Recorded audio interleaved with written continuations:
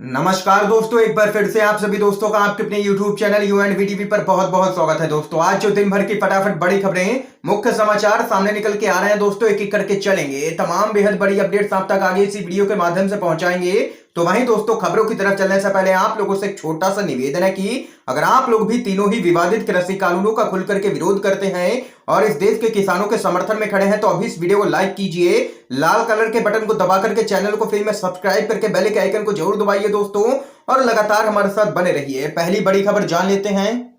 मोदी सरकार ने रची है बड़ी साजिश किसानों के खिलाफ। जी हां दोस्तों, बड़ी खबर है। बॉर्डर पर जमा किसानों को हटाने के लिए सरकार ने बनाई है नई रणनीति, कराया है हवाई सर्वे, जल्द ही होगा ऑपरेशन क्लीन। आप लोगों को दोस्तों बताते चलें, राष्ट्रीय राजधानी दिल्ली को चारों तरफ से घेर करके बैठे किसानों को कोरोना संक्रमण के फैलाव का कारण नहीं बनने दिया जाएगा, ये केंद्र सरकार का कहना है। सिंघू और टिकरी बॉर्डर पर बैठे इन किसानों को आंदोलन खत्म करने के लिए सरकार पहले प्यार से समझाएगी। यदि यह किसान अपनी जिद पर अड़े रहे और आंदोलन स्थल से नहीं हटे तो उन्हें अर्धसैनिक बलों व पुलिस की मदद से हटाया जाएगा। गृह मंत्रालय ने इन किसानों को धरने से हटाने की रूपरेखा तैयार कर ली है। इसके लिए हरियाणा सरकार को अहम जिम्मेदारी सौंपी गई है। तो वहीं आप लोगों को आगे बताते चलें, तो वहीं प्रदर्शनकारी किसानों को धरना स्थलों से हटाने के लिए सरकार ने ऑपरेशन क्लीन की रूपरेखा यहां पर तैयार कर ली है। गृह मंत्रालय की ओर से टिकरी व सिंघू बॉर्डर का हवाई सर्वेक्षण कराया जा चुका है। सीआईडी व अन्य गुप्तचर एजेंसियों ने भी इन किसानों की संख्या के बारे में सरकार को अपनी रिपोर्ट दे दी है। सरकार ने रणनीति तैयार की है कि कम से कम 2 बार इन किसानों को समझा बुझा करके आंदोलन स्थल से स्वयं ही हट जाने के लिए मनाया जाएगा। अगर किसान नहीं मानते हैं तो उन पर यहां पर पुलिस और अर्धसैनिक बलों के द्वारा बलपूर्वक कार्रवाई की जाएगी। देख सकते हैं दोस्तों, जल्द ही होगा ऑपरेशन क्लीन और किसानों को हटाने के लिए मोदी सरकार ने बना ली है रणनीति। ये यहां पर बड़ी खबर सामने निकल के आई है। तो वहीं इससे पहले राकेश टिकैत जो कि किसान नेता हैं, वो भी साफ कर चुके हैं कि किसान आंदोलन किसी भी कीमत पर खत्म नहीं होगा, यानी कि सीधे तौर पर किसानों और सरकार के बीच में टकराव देखने को यहां पर जल्द ही मिलेगा। एक और बड़ी खबर आप लोगों को बताते चलें, बंगाल में मतदान के दौरान बमबारी, टीएमसी कार्यकर्ता घायल। आप लोगों को दोस्तों बताते चले, टीएमसी का आरोप, मीना खान के बूथ पर बम से हमला। टीएमसी ने मीना खान के बूथ संख्या 114 पर बम से हमले का आरोप लगाया है। टीएमसी ने तस्वीर जारी करते हुए आप लोगों को बताते चलें, आईएसएफ कैडर पर बमबाजी करने का आरोप लगाया है। इसमें टीएमसी के 2 कार्यकर्ता घायल यहां पर बताए जा रहे हैं। तो वहीं टीएमसी ने कहा है कि हमारे कार्यकर्ताओं को वोट करने से रोका जा रहा है। तो वहीं दोस्तों इस बीच एक और बड़ी खबर जान लेते हैं, बीजेपी को लगा एक और चुनाव में बड़ा झटका। जी हां दोस्तों, आप लोगों को बताते चलें, हिमाचल प्रदेश के सोलन नगर निगम मेयर चुनाव में कांग्रेस ने बाजी मार ली है।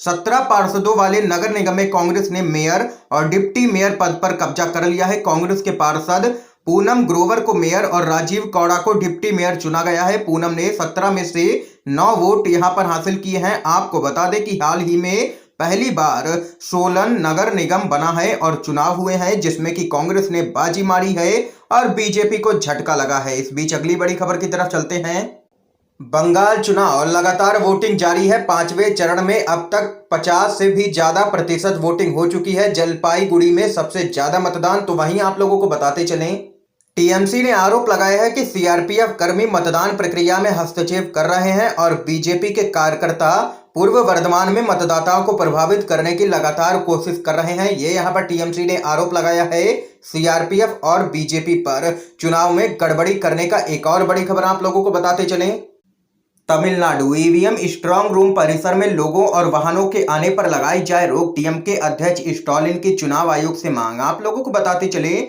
डीएमके ने आरोप लगाया है कि तमिलनाडु में ईवीएम को रखने के लिए बनाए गए स्ट्रांग रूम परिसर में लोगों और वाहनों का प्रवेश लगातार हो रहा है।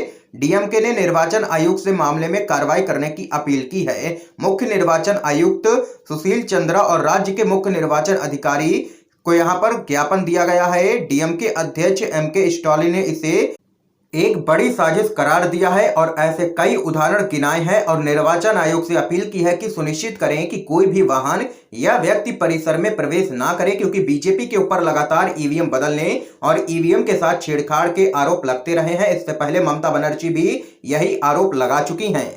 तो वहीं दोस्तों एक और बड़ी खबर जान लेते हैं, पूर्व प्रधानमंत्री डॉक्टर मनमोहन सिंह ने 6 एम्स बनवाए थे, मोदी ने एक भी नहीं, क्योंकि आपने वोट मंदिर पर दिया, अस्पताल पर नहीं। आप लोगों को बताते चले, देश के हर शहर में कोविड अस्पताल बनाने की बात कर रहे हैं। पूरा 1 साल झक मारी है सरकार ने, पर जरा रुकिए, 1 साल नहीं, पूरे 7 साल इस मोदी सरकार ने स्वास्थ्य के क्षेत्र में कोई भी काम नहीं किया है। इसका सबसे बड़ा उदाहरण है एम्स। मोदी सरकार ने 2014 में 4 नए एम्स, 2015 में 7 नए एम्स और 2017 में 2 एम्स का ऐलान किया, लेकिन 2018 में अपनी चौथी सालगिरह से ऐन पहले मोदी कैबिनेट ने देश में 20 नए एम्स यानी अखिल भारतीय चिकित्सा संस्थान बनाने का ऐलान किया, लेकिन यह सारे एम्स जुमले साबित हुए। तो वहीं 2020 जनवरी में कोरोना काल के ठीक पहले सरकार ने घोषणा कर दी कि 2020 खत्म होते होते देश को 6 नए एम्स यहां पर मिलने जा रहे हैं, लेकिन एक भी अस्पताल ठीक से चालू नहीं हुआ। ये सारे एम्स बनेंगे कहां से आखिर?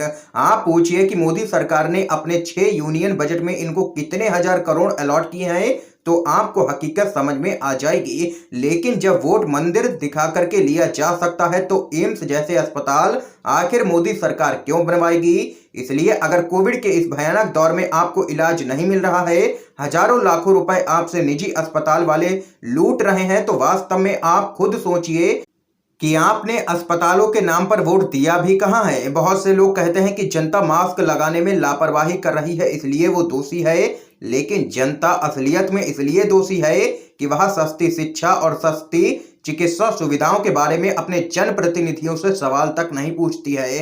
देख सकते हैं कि मनमोहन सिंह के कार्यकाल में 6 एम्स बने थे, लेकिन मोदी ने एक भी नहीं बनवाया, क्योंकि लोगों ने यहां पर वोट तो मंदिर मस्जिद के नाम पर दिया था, लेकिन अस्पतालों की बात कोई भी नहीं करता है, सस्ती शिक्षा की बात कोई भी नहीं करता है आज की तारीख में। दोस्तों, इस खबर पे आप लोगों की क्या कुछ राय है जरूर बता सकते हैं कमेंट बॉक्स में। अगर आप लोग भी डॉक्टर मनमोहन सिंह के आगे प्रधानमंत्री मोदी को पूरी तरीके से फेल मानते हैं, तो इस वीडियो को लाइक कीजिए, अपना समर्थन दर्ज करवाइए। एक और बड़ी खबर आप लोगों को बताते चलें, देश में कोरोना से त्राहिमाम राहुल गांधी का मोदी सरकार पर जोरदार हमला, कहा शमशान और कब्रिस्तान दोनों, जो कहा सो किया। आप लोगों को बताते चलें, देश भर में कोरोना का कहर लगातार जारी है।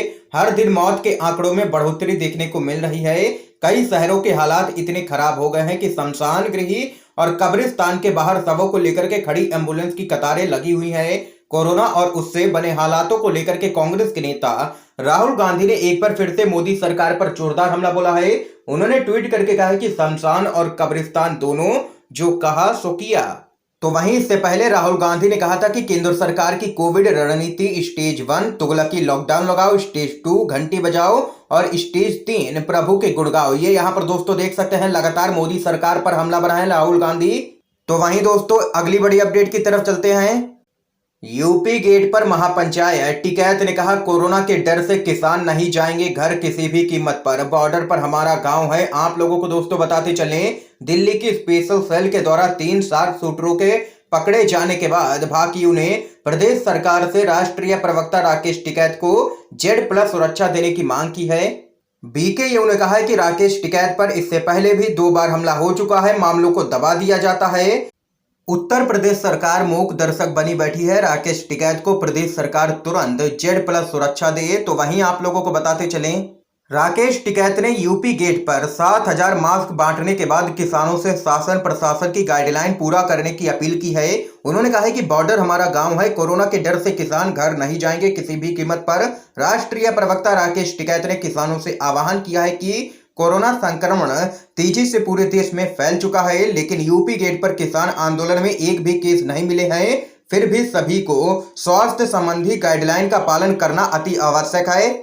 ये यहां पर कहना है राकेश टिकैत का। तो वहीं दोस्तों अगली बड़ी खबर आप लोगों को बताते चलें, गुजरात में हाल एक कोरोना पर हाई कोर्ट हुआ सख्त, आंकड़ों और रेमडेसिविर पर उठाए हैं सवाल, कहा गलत जानकारी फैली हुई है। आप लोगों को बताते चले, गुजरात हाई कोर्ट ने कोरोना के बढ़ते केसों और जीवन रक्षक रेमडेसिविर दवा की कमी को लेकर के विजय रूपाणी सरकार को कड़ी फटकार लगाई है। कोर्ट ने कहा है कि राज्य कोरोना वायरस से संक्रमण के मामलों में सुनामी का लगातार सामना कर रहा है, क्योंकि उसने पूर्व में अदालत और केंद्र के द्वारा दिए गए सुझावों पर अमल नहीं किया। इसके साथ ही उतनी सतर्कता नहीं बरती गई जितनी बरतनी चाहिए थी। मुख्य न्यायाधीश विक्रम नाथ और न्यायमूर्ति भार्गव करिया की खंडपीठ ने राज्य सरकार के द्वारा बिस्तरों की उपलब्धता, जांच सुविधा, ऑक्सीजन, रेमडेसिविर इंजेक्शन संबंधी दावों पर भी आशंका जताई है। पीठ ने कहा है कि आशंका है कि आने वाले दिनों में स्थिति और भी यहां पर बद से बदतर हो सकती है। तो वहीं दोस्तों एक और बड़ी खबर जान लेते हैं। बिहार में कोरोना की लहर, कांग्रेस ने तत्काल लॉकडाउन लगाने की मांग की है। आप लोगों को बताते चले, बिहार में कोरोना से भयावह होती स्थिति के मद्देनजर विपक्ष ने सरकार से तत्काल लॉकडाउन लगाने की मांग की है। कांग्रेस पार्टी के प्रवक्ता व विधान पार्षद प्रेमचंद मिश्रा ने कहा है कि बिहार में कोरोना पूरी तरीके से बेकाबू हो गया है, विशेषकर पटना की स्थिति बहुत ही खराब है। उन्होंने कहा है कि कोरोना की दूसरी लहर में सरकारी उदासीनता और प्रशासनिक विफलताओं के कारण स्थिति बेहद ही विकराल हो चुकी है।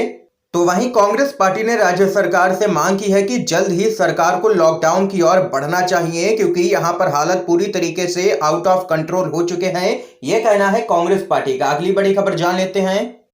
यूपी में अब शहरों से गांवों की ओर बढ़ रहा है कोरोना। अगर प्रदेश को बचाना है तो अधिकतम RT-PCR करे योगी सरकार, ये यहां पर कहना है प्रियंका गांधी का। आप लोगों को बताते चलें, देश के सबसे बड़े राज्य उत्तर प्रदेश की राजधानी लखनऊ की हालत बद से बदतर हो चुकी है। आलम यह है कि कोरोना महामारी के चलते अस्पतालों में बेड्स और ऑक्सीजन के लिए मारामारी है। इन सब के बीच कांग्रेस की राष्ट्रीय महासचिव प्रियंका गांधी ने ट्वीट कर कहा है कि यूपी में 10 दिन के अंदर कोरोना संक्रमण 7 गुना हो गया है। अब ये गांवों की ओर भी बढ़ रहा है। शहरों में टेस्ट की भयानक कमी है और उनमें से RT-PCR आधे से भी कम हो रहा है, बाकी एंटीजन टेस्ट हो रहे हैं। उन्होंने कहा है कि अगर प्रदेश को बचाना है तो अधिक से अधिक यहां पर RT-PCR करे योगी सरकार। एक और बड़ी खबर जान लेते हैं। बंगाल चुनाव के बीच कोरोना का कहर, एक और उम्मीदवार की मौत, TMC भाजपा के 5 प्रत्याशी संक्रमित। आप लोगों को बताते चलें, पश्चिम बंगाल में विधानसभा चुनाव के 5वें चरण के लिए हो रहे मतदान के बीच कोरोना संक्रमण ने एक बार फिर से रफ्तार पकड़ ली है। बंगाल के मुर्शिदाबाद जिले के जंगीपुर विधानसभा निर्वाचन क्षेत्र के रेवोल्यूशनरी सोशलिस्ट पार्टी के उम्मीदवार प्रदीप कुमार नंदी की कोरोना संक्रमण के चलते एक अस्पताल में मौत हो गई है। तो वहीं विधानसभा का चुनाव लड़ रहे अलग अलग दलों के 5 उम्मीदवार कोरोना से संक्रमित पाए गए हैं। ये यहां पर आज की तमाम बेहद बड़ी खबरें सामने निकल के आई हैं, जो हमने आप लोगों तक पहुंचाई हैं। इन खबरों पे आप लोगों की क्या कुछ राय है जरूर बता सकते हैं कमेंट बॉक्स में। वीडियो को ज्यादा से ज्यादा शेयर कीजिएगा, अपने सभी दोस्तों तक इन खबरों को जरूर पहुंचाइए। वीडियो देखने के लिए दोस्तों आप सभी का बहुत बहुत धन्यवाद।